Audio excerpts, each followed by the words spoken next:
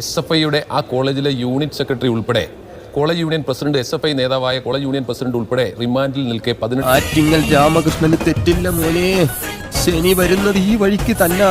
പ്രതികൾ റിമാൻഡിൽ നിൽക്കെ ഈ ചാനലിൽ വന്ന് നടത്തുന്ന ആക്രോശം, ധിക്കാരം, ധാർഷ്ട്യം ഇതൊക്കെ കേരളീയ സമൂഹം കാണുന്നുണ്ട് സഹോദര. നിങ്ങൾ കാര്യങ്ങളെല്ലാം അറിഞ്ഞ സ്ഥിതിക്ക് അങ്ങനെ തന്നെ അനുമാനിക്കാം. SFIയുടെ ലേബലിൽ കാണിക്കുന്ന ഈ ധിക്കാരവും ധാർഷ്ട്യവും ഒക്കെ കേരളീയ സമൂഹത്തിന് നന്നായി ബോധ്യപ്പെടുകയും ചെയ്യും. അത് ശരിയാ, ജനങ്ങൾക്ക് നല്ല ബുദ്ധി വന്നാ പിന്നെ അവരെല്ലാ പാർട്ടിക്കാരെയും കല്ലെറിഞ്ഞ് കൊല്ലാനിടയുണ്ട്. ശ്രീ സഞ്ജീവിനെ ഇപ്പോൾ ദൃശ്യങ്ങളിൽ കാണാം, ശ്രീ ജ്യോതികുമാർ ചാമക്കാലിക്കും ശ്രീ സുരേഷിനും കാണാം.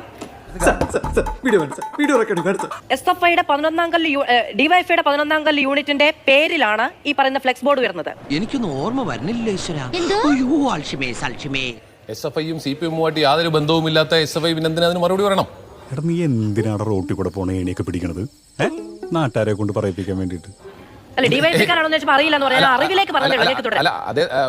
ഇവരൊന്നും തമ്മിൽ യാതൊരു പുലബന്ധവുമില്ലല്ലോ. സ്വന്തം ഇഷ്ടത്തിന് തട്ടിവിടുന്ന നാക്കെടുത്താന്നുണേ പറയൂ. SFIയുമായിട്ട് ബന്ധമില്ല ഡിവൈഎഫ്ഐക്ക്, ഡിവൈഎഫ്ഐയും CPM-ഉമായിട്ട് യാതൊരു ബന്ധവുമില്ല, CPM-ഉം SFIയുമായിട്ട് യാതൊരു ബന്ധവുമില്ല. ഇതൊക്കെ സ്വാഭാവികമാണ്. എന്തൊരു തൊലിക്കട്ടി, അതെനിക്ക് ഇപ്പോഴാണ് മനസ്സിലായത്. ഇപ്പോഴേ മനസ്സിലായുള്ളൂ, ടെസ്റ്റ് ചെയ്ത ഇപ്പോഴാ. കാണ്ടാമൃഗം തോറ്റു പോകും. നമുക്ക് അതിലേക്ക് പോകാം. അല്ല, ഞാൻ സംസാരിക്കുമ്പോൾ അല്ല അത്ര ഇടപെടലുകൾ വേണ്ട. എനിക്കിവിടെ വർത്തമാനം കെട്ടിട്ട് ചൊറിഞ്ഞോണ്ട് വരുത്. അത്തരം ഇടപെടലുകൾ ഇവിടെ വേണ്ട. ഞാൻ സംസാരിക്കുമ്പോൾ എന്റെ അഭിപ്രായം പറയുമ്പോൾ ഞാൻ പറയുക തന്നെ ചെയ്യും. കിട്ടേണ്ടതൊക്കെ കിട്ടിയല്ലോ. പിന്നെ ഏതോ ഒരു പെൺകുട്ടിയെ ആക്രമിച്ച ആശ്രയെ കുറിച്ച് പറഞ്ഞു.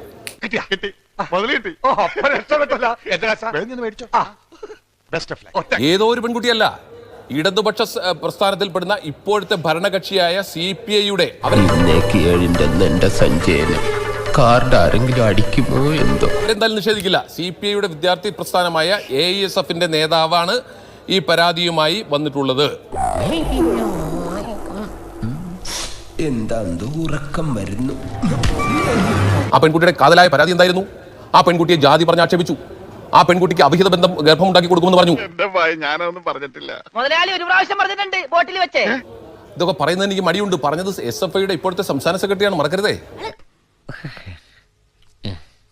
മറ്റൊരു വക്കീൽ, ഒരു അഭിഭാഷകൻ, ആ അഭിഭാഷകന്റെ വീട്ടിൽ കടന്നു കയറി ആ അഭിഭാഷകനെ കൊല്ലാൻ ശ്രമിച്ചതിന്റെ പേരിൽ കൊലപാതക ശ്രമത്തിന് കേസുള്ള വ്യക്തിയുടെ പേരാണ് ആർഷോ. ആ ആർഷോയാണ് ഇപ്പൊ SFIയുടെ സംസ്ഥാന സെക്രട്ടറി. മാത്രമല്ല, മുഖ്യമന്ത്രിയുടെ അറിവും സമ്മതവും ഉണ്ടല്ലോ ഇത്തരം കാര്യങ്ങൾക്കൊക്കെ. കാരണം അദ്ദേഹം പറയുന്നത് ജീവൽ രക്ഷാപ്രവർത്തനങ്ങൾ എപ്പോൾ വേണമെങ്കിലും നടത്താമെന്നാണ്. ഈശ്വര, ഇതൊക്കെ എന്റെ തലയിലാവൂലോ. അതെങ്ങനെ നിന്റെ തലയിലാവണം? പിന്നെ നീ കയറിയേക്കോ. അതിന്റെ ഒരു കുറവ് മാത്രമേ ഉള്ളൂ. അത് എങ്ങനെയാണ് നടത്തേണ്ടതെന്ന് അദ്ദേഹം കാണിച്ചു തന്നു.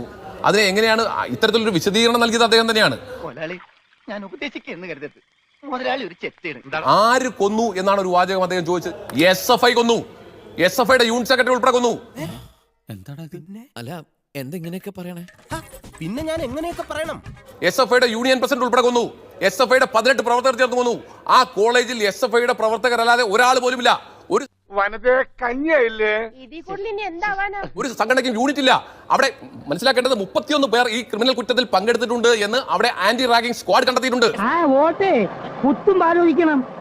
കണ്ട അണ്ടനും അടവണ്ണൊക്കെ വോട്ട് ചെയ്താൽ ഇങ്ങനെയൊക്കെ ഉണ്ടാവും.